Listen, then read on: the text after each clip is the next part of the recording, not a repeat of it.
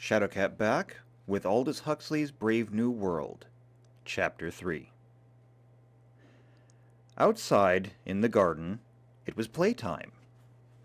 Naked in the warm June sunshine, 600 or 700 little boys and girls were running with shrill yells over the lawns, or playing ball games, or squatting silently in twos and threes among the flowering shrubs. The roses were in bloom.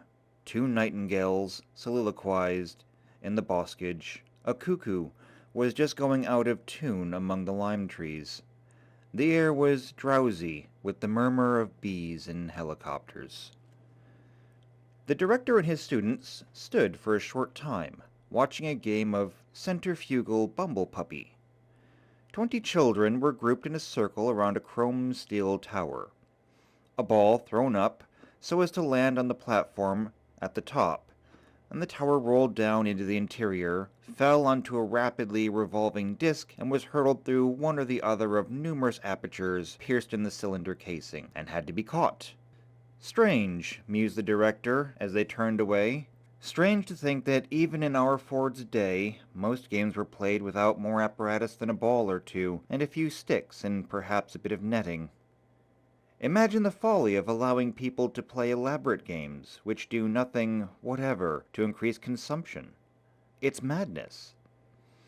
Nowadays, the controllers won't approve of any new game unless it can be shown that it requires at least as much apparatus as the most complicated of existing games. He interrupted himself. That's a charming little group here, he said, pointing. In a little grassy bay between tall clumps of Mediterranean heather, 2 children, a boy of about 7 and a little girl who might have been a year older, were playing, very gravely, and were all focused attention of the scientists intent on the labor of discovery, a rudimentary sexual game. Charming! Charming! The DHC repeated with sentimentality. Charming, the boys politely agreed, but their smile was rather patronizing. They had put aside similar childish amusements too recently to be able to watch them now without a touch of contempt. Charming, but it was just a pair of kids fooling about. That was all. Just kids. I always think, the director was continuing in the same rather maudlin tone, when he was interrupted by a loud boo-hooing. From a neighboring shrubbery emerged a nurse, leading by the hand a small boy who howled as he went. An anxious-looking little girl trotted at her heels. "What's the matter?" asked the director. The nurse shrugged her shoulders. "Nothing much," she answered. "It's just that this little boy seems rather reluctant to join in the ordinary erotic play. I'd noticed it once or twice before, and now again today. He started yelling just now." "Honestly," put in the anxious-looking little girl, "I didn't mean to hurt him or anything. Honestly." "Of course you didn't, dear," the nurse said reassuringly. "And so," she went on, turning back to the director, "I am taking him to see the assistant superintendent of psychology, just to see if anything's at all abnormal." "Quite right," said the director. "Take him in. You stay here, little girl," he added, as the nurse moved away, with her still howling charge. "What's your name?" "Polly Trotsky." "And a very good name, too," said the director. "Run away now and see if you can find some other little boy to play with." The child scampered off into the bushes and was lost to sight. "Exquisite little creature," said the director, looking after her. Then, turning to his students, "What I'm going to tell you now," he said, "may sound incredible. But then, when you're not accustomed to history, most facts about the past do sound incredible." He let out the amazing truth. For a very long period, for the time of our Ford, and even for some generations afterwards, erotic play between children had been regarded as abnormal. There was a roar of laughter. And not only abnormal, but actually immoral. No! And had therefore been rigorously suppressed. A look of astonished incredulity appeared in the faces of his listeners. Poor little kids, not allowed to amuse themselves? They could not believe it. Even adolescents, the DHC was saying. Even adolescents like yourselves. Not possible! Barring a little surreptitious autoeroticism and homosexuality, absolutely nothing. Nothing? In most cases, till they were over 20 years old. 20 years old, echoed the students in a chorus of loud disbelief. 20, the director repeated. I told you that you'd find it incredible. But what happened? They asked. What were the results? The results were terrible. A deep, resonant voice broke startlingly into the dialogue. They looked around. On the fringe of a little group stood a stranger, a man of middle height, black-haired, with a hooked nose, full red lips, and eyes very piercing and dark. Terrible, he repeated. The DHC had at the moment sat down on one of these steel and rubber benches conveniently scattered through the gardens. But at the sight of the stranger, he sprang to his feet and darted forward, his hand outstretched, smiling with all his teeth, effusive. Controller! What an unexpected pleasure. Boys, what are you thinking of? This is the controller. This is his Fordship, Mustafa Mond. In the 4,000 rooms of the center, the 4,000 electric clocks simultaneously struck 4. Discarnate voices called from the trumpet mouths. Main day shift off duty. Second day shift take over. Main day shift off. In the lift on their way up to the changing rooms, Henry Foster and the assistant director of Predestination rather pointedly turned their backs on Bernard Marx from the Psychology Bureau, averted themselves from that unsavory reputation. The faint hum and rattle of machinery still stirred the crimson air in the embryo store. Shifts might come and go, one lupus-colored face give place to another. Majestically and forever the conveyors crept forward with their load of future men and women. Lenina Crown walked briskly towards the door. His Fordship, Mustafa Mond. The eyes of the saluting students almost popped out of their heads. Mustafa Mond, the resident controller for Western Europe. One of the 10 world controllers. One of the 10... He sat down on the bench with the DHC. He was going to stay. To stay, yes, and actually talk to them. Straight from the horse's mouth, straight from the mouth of Ford himself. 2 shrimp-brown children emerged from a neighboring shrubbery, stared at them for a moment with large, astonished eyes, and then returned to their amusements among the leaves. You all remember, said the controller in his strong, deep voice, you all remember, I suppose, that beautiful and inspired saying of our Ford's history is bunk. History, he repeated slowly, is bunk. He waved his hand, and it was as though, with an invisible feather whisk, he had brushed away a little dust. And the dust was Harappa. It was Ur of Chaldees, some spiderwebs, and they were Thebes and Babylon, and Knossos, and Mycenae. Whisk, whisk. And where was Odysseus? Where was Job? Where was Jupiter, and Gautama, and Jesus?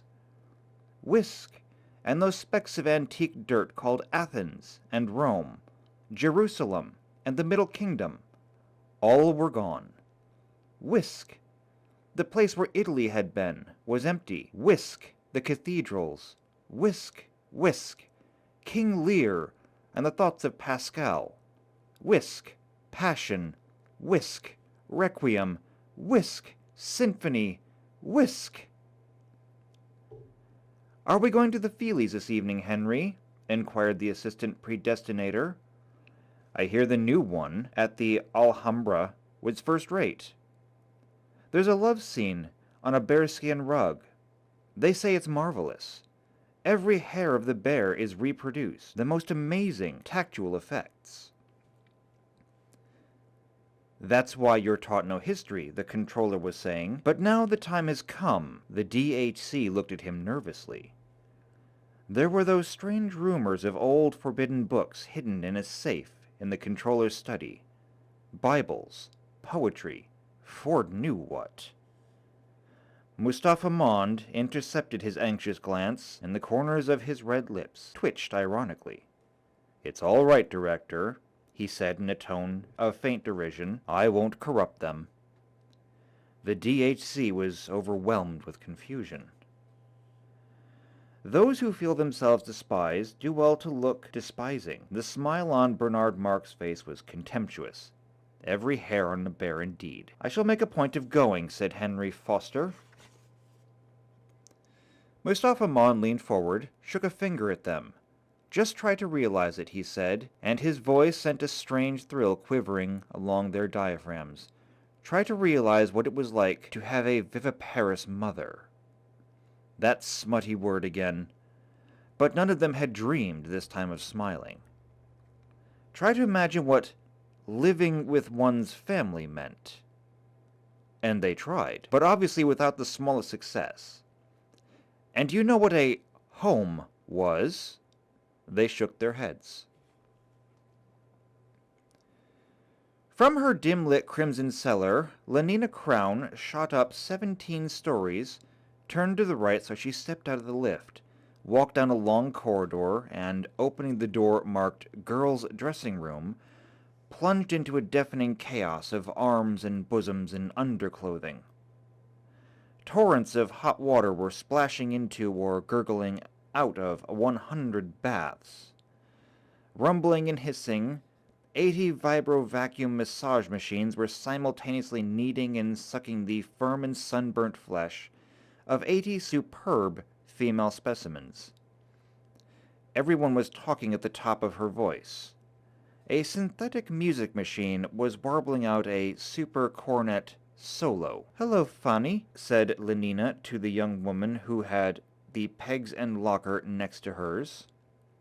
Fanny had worked in the bottling room, and her surname was also Crown. But as the 2,000 million inhabitants of the planet had only 10,000 names between them, coincidence was not particularly surprising. Lenina pulled at her zippers, downward on the jacket, downward with the double-handed gesture at the two that held trousers, downwards again to loosen her undergarment. Still wearing her shoes and stockings, she walked off towards the bathrooms. Home, home, a few small rooms, stiflingly over-inhabited by a man, by a periodically teeming woman, by a rabble of boys and girls of all ages. No air, no space, an under-sterilized prison, darkness, disease, and smells. The controller's evocation was so vivid that one of the boys, more sensitive than the rest, turned pale at the mere description and was on the point of being sick. Lenina got out of the bath, toweled herself dry, took hold of a long flexible tube plugged into the wall, presented the nozzle to her breast, as though she meant to commit suicide, and pressed down on a trigger. A blast of warmed air dusted her with the finest talcum powder. 8 different scents and eau de cologne were laid on in little taps over the wash basin. She turned on the third from the left, dabbed herself with chipper, and carried her shoes and stockings in one hand, went out to see if one of the vibro vacuum machines were free. And home was a squalid, psychically and physically. Psychically, it was a rabbit hole, a midden, hot with the frictions of tightly packed life, reeking with emotion. What suffocation intimacies, what dangerous, insane, obscene relationships between members of the family group. Maniacally, the mother brooded over her children. Her children. Brooded over them like a cat over its kittens. But a cat that could talk. A cat that could say, my baby, over and over again. My baby, and oh, at my breast, the little hands, the hunger, that unspeakable, agonizing pleasure, till at last my baby sleeps. My baby sleeps with a bubble of white milk at the corner of his mouth. My little baby sleeps. Yes, said Mustafa Mond, nodding his head. You may well shudder. Who are you going out with tonight? Lenina asked, returning the vibrovac like a pearl illuminated from within, pinkly glowing. Nobody. Lenina raised her eyebrows in astonishment. "I've been feeling rather out of sorts lately," Fanny explained. "Dr. Wells advised me to have a pregnancy substitute." "But my dear, you're only 19. The first pregnancy substitute isn't compulsory until 21. "I know, dear, but some people are better if they begin earlier. Dr. Wells told me that brunettes with wide pelvises like me ought to have their first pregnancy substitute at 17. So really I'm 2 years late, not 2 years early." She opened the door of her locker and pointed to the row of boxes labeled files on the upper shelf. "Syrup of corpus luteum," Lenina read the names aloud. "Ovarian, guaranteed fresh, not to be used after August 1st, AF 632. Mammary gland extract, to be taken 3 times daily, before meals, with a little water. Placentin, 5 cc to be injected intravenously every 3rd day. Ugh!" Lenina shuddered. "How I loathe intravenals, don't you?" "Yes, but when they do one good." Fanny was particularly sensible. "Our Ford, or our fraud, for as some inscrutable reason he chose to call himself whenever he spoke of psychological matters, our Freud, had been the first to reveal the appalling dangers of family life. The world was full of fathers, and therefore full of misery, full of mothers, and therefore of every kind of perversion from sadism to chastity, full of brothers, sisters, uncles, aunts, full of madness and suicide. And yet, among the savages of Samoa, in certain islands off of the coast of New Guinea, the tropical sunshine lay like warm honey over the naked bodies of the children tumbling promiscuously among the hibiscus blossoms. Home was in any one of 20 palm-thatched houses. In the Trobians, conception was the work of ancestral ghosts. No one had ever heard of a father. Extremes, said the controller, meet, for the good reason that they were made to meet. Dr. Wells says that 3 months pregnancy substitute now will make all the difference for my health for the next 3 or 4 years. Well, I hope he's right, said Lenina. But, Fanny, do you really mean to say that for the next 3 months you're not supposed to... Oh, no, dear. Only for a week or 2, that's all. I shall spend the evening at the club playing musical bridge. I suppose you're going out? Lenina nodded. With who? Henry Foster. Again? Fanny's kind, rather moon-like face took on an incongruous expression of pained and disapproving astonishment. Do you mean to tell me you're still going out with Henry Foster? Mothers and fathers, brothers and sisters, but there were also husbands, wives, lovers. There were also monogamy and romance. You probably wouldn't know what those are, said Mustafa Mond. They shook their heads. Family, monogamy, romance. Everywhere exclusiveness, a narrow channeling of impulse and energy. But everyone belongs to everyone else, he concluded, citing the hypnopadic proverb. The students nodded, emphatically agreeing with the statement, with upwards of 62,000 repetitions in the dark had made them accept, not merely as true, but as axiomatic, self-evident, and utterly indisputable. But after all, Lenina was protesting, it's only about 4 months now since I've been having Henry. Only 4 months! I like that. And what's more, Fanny went on, pointing an accusing finger, there's been nobody else except Henry all that time, has there? Lenina blushed scarlet, but her eyes, the tone of her voice remained defiant. No, there hasn't been anyone else, she answered almost truculently, and I jolly well don't see why there should have been. Oh, she jolly well doesn't see why there should have been, Fanny repeated, as though to an invisible listener behind Lenina's left shoulder. Then, with a sudden change of tone, but seriously, she said, I really do think you ought to be careful. It's such horribly bad form to go on and on like this with one man. At 40 or 35 it wouldn't be so bad. But at your age, Lenina? No, it really won't do. And you know how strongly the DHC objects to anything intense or long drawn. 4 months of Henry Foster without having another man. Why, he'd be furious if he knew. Think of the water pressure in a pipe. They thought of it. I pierced it once, said the controller.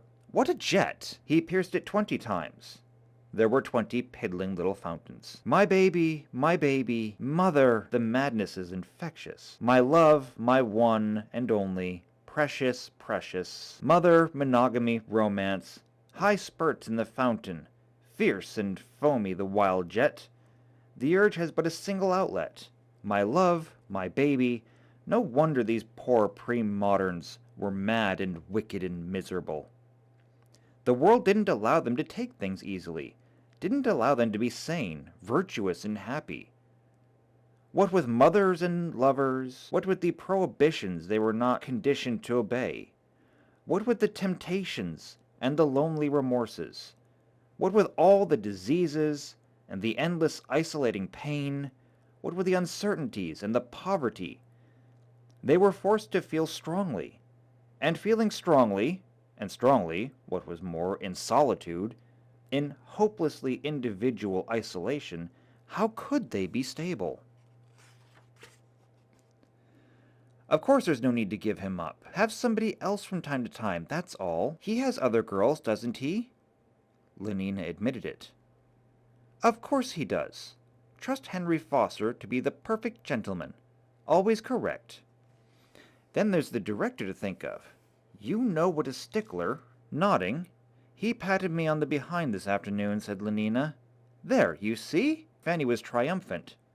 That shows what he stands for. The strictest conventionality. Stability, said the controller. Stability. No civilization without social stability.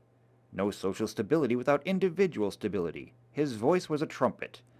Listening, they felt larger, warmer. The machine turns and must keep on turning, forever. It is death if it stands still. 1,000 million scrabbled in the crust of the earth, the wheels began to turn. In 150 years, there would be 2,000 million. Stop it at the wheels, in 150 weeks, there would be once more only 1,000 million. 1,000,000. 1,000 men and women have starved to death. Wheels must turn steadily, but cannot turn unattended. There must be men to tend them, men as steady as the wheels upon their axles, sane men, obedient men, stable in contentment, crying, my baby, my mother, my only, my love, groaning, my sin, my terrible God, screaming with pain, muttering with fever, bemoaning old age and poverty. How can they tend the wheels? And if they cannot tend the wheels, the corpses of 1,000 men and women would be hard to bury or burn.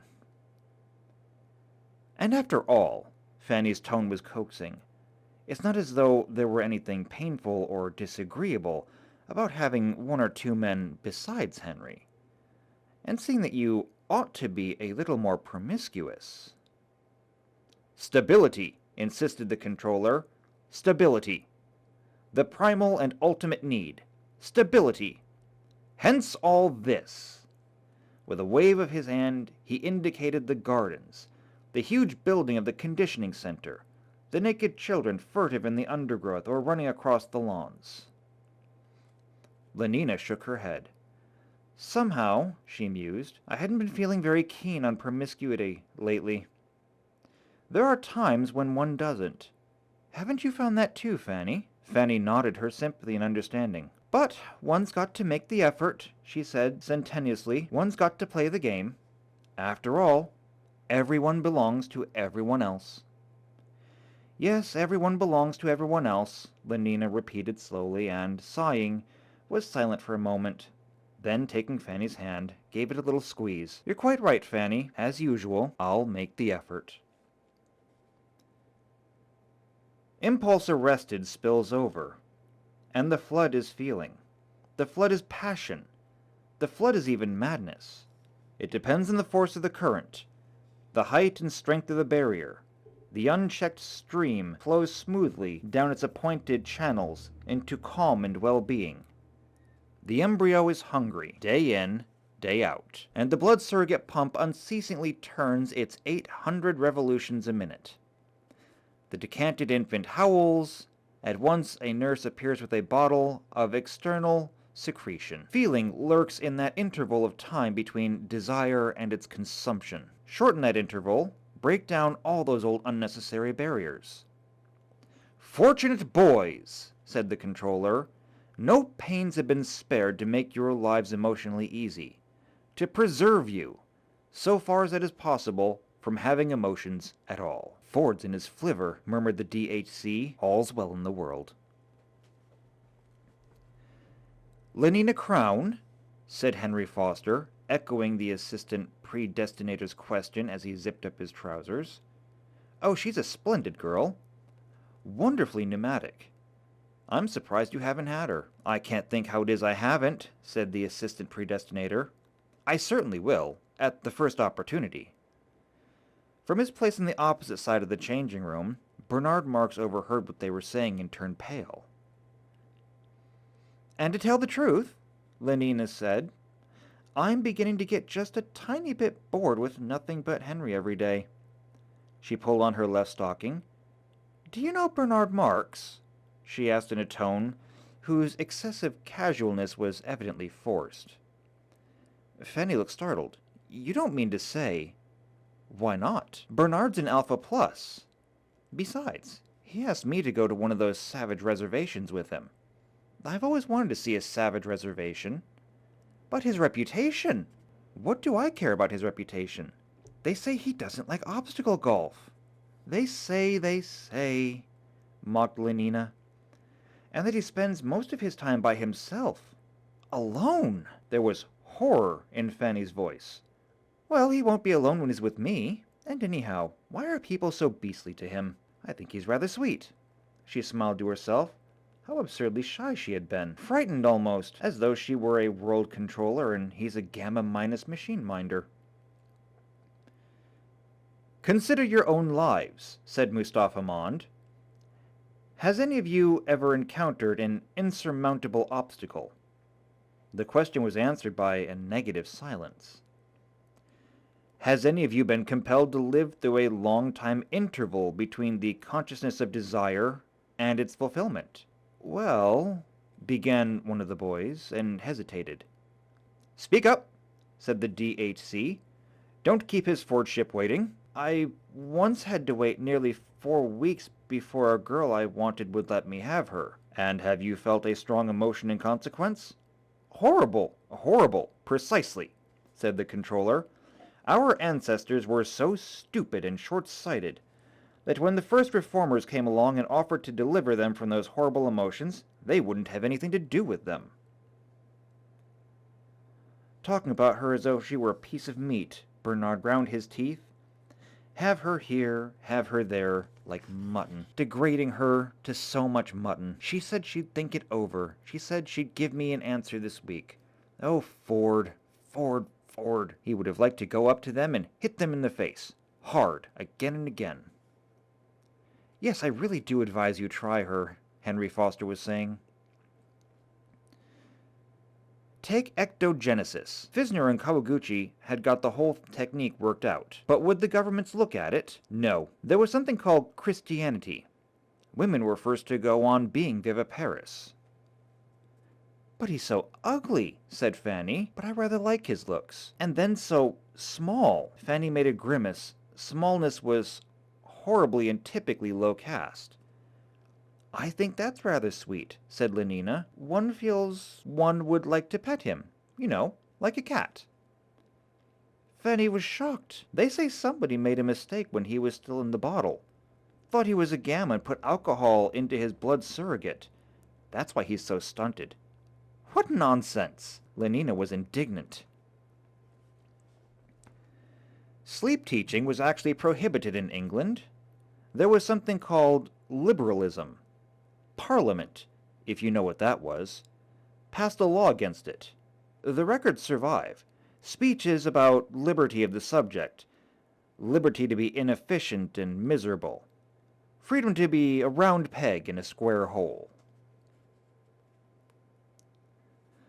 But my dear chap, you're welcome. I assure you, you're welcome. Henry Foster patted the assistant predestinator on the shoulder.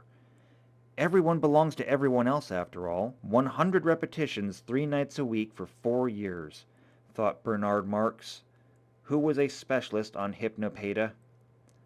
62,400 repetitions make one truth.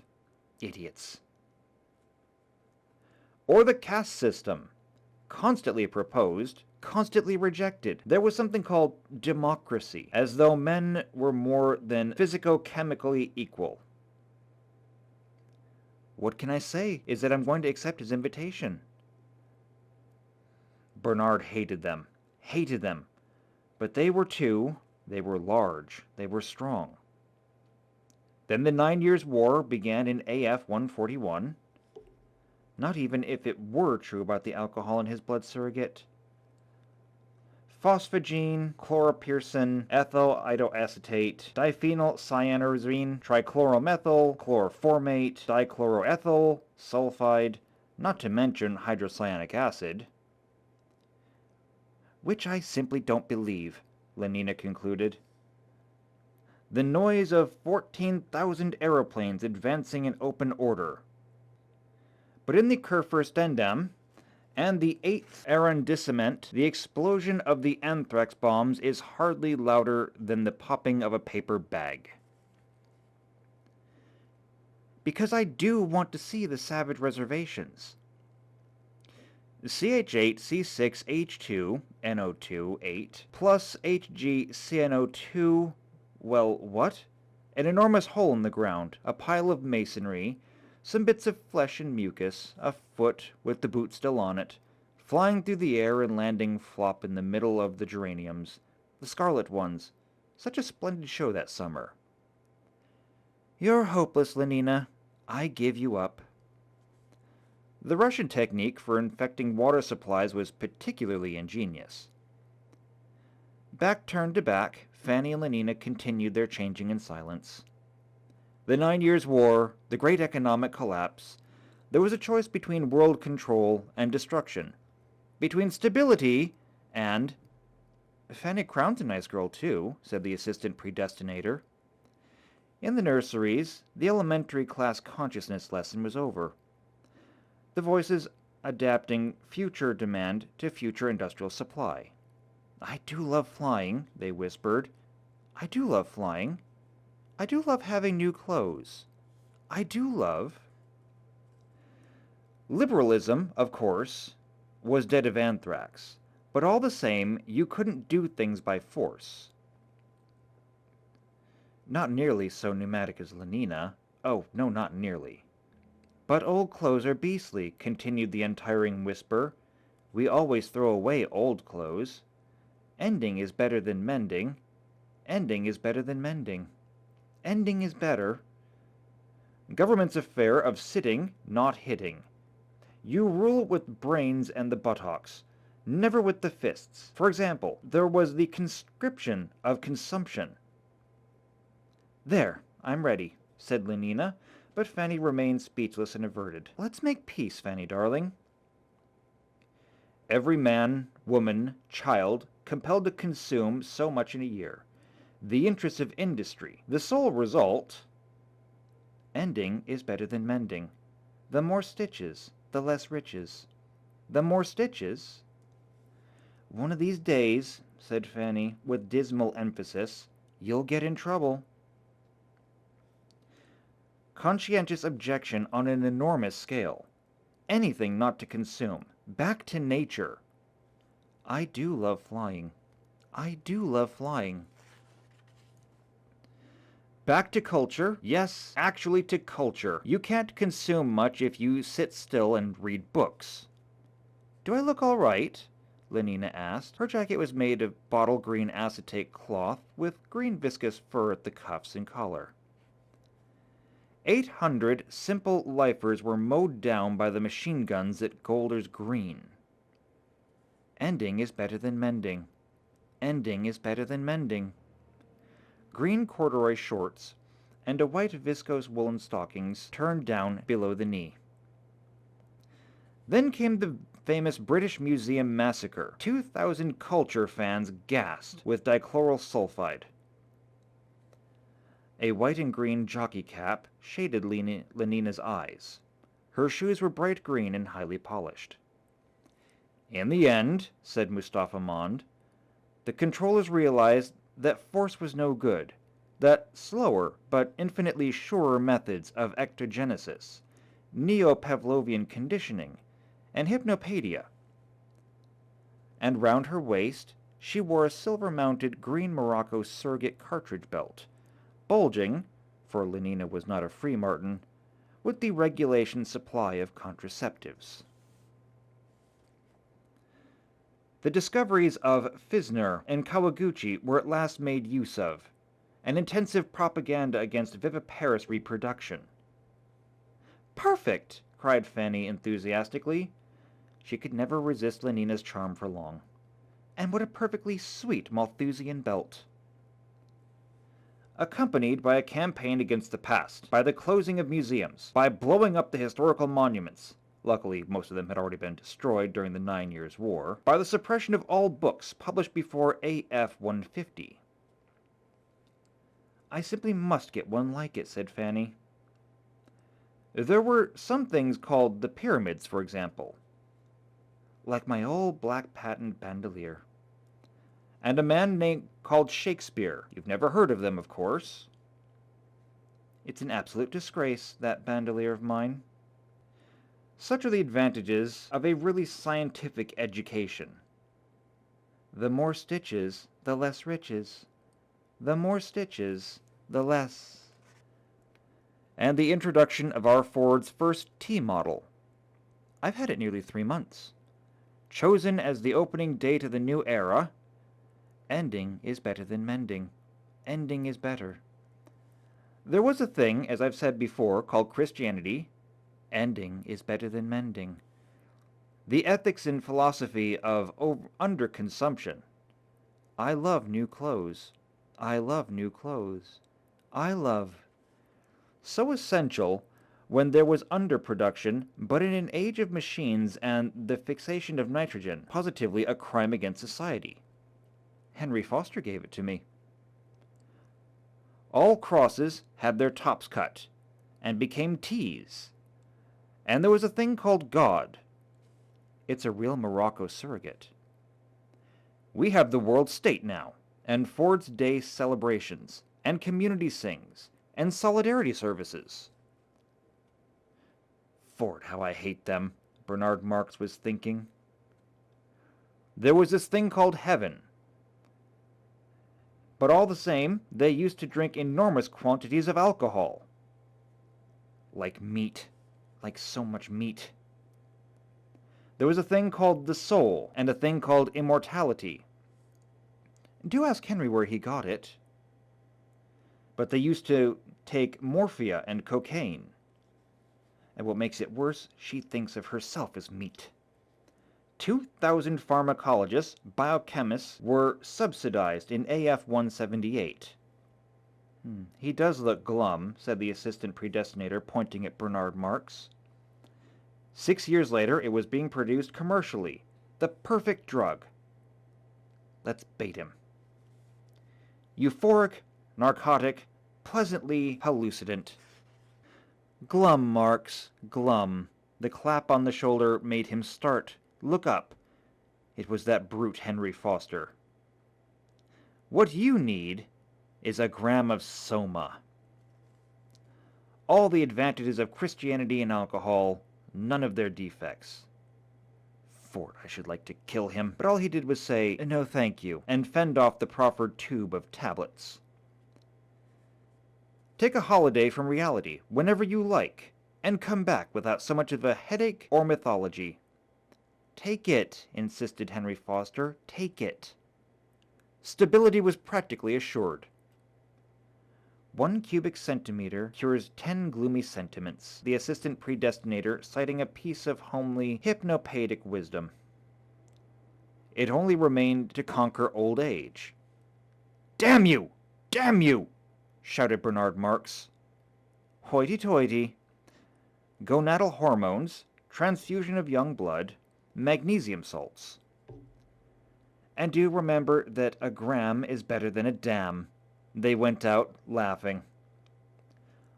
All the physiological stigmata of old age have been abolished, and along with them, of course. Don't forget to ask him about that Malthusian belt, said Fanny. Along with them, all the old man's mental peculiarities. Characters remain constant throughout the whole lifetime. 2 rounds of obstacle golf to get through before the dark. I must fly. Work, play. At 60 our powers and tastes are what they were at 17. Old men in bad old days used to renounce, retire, take on religion, spend their time reading, thinking. Idiots! Swine! Bernard Marx was saying to himself as he walked down the corridor to the lift. Now, such is progress, old men work, old men copulate, old men have no time, no leisure from pleasure, not a moment to sit down and think, or if ever by some unlucky chance, such as a crevice of time, should yawn in the solid substance of their distractions, there is always soma, delicious soma.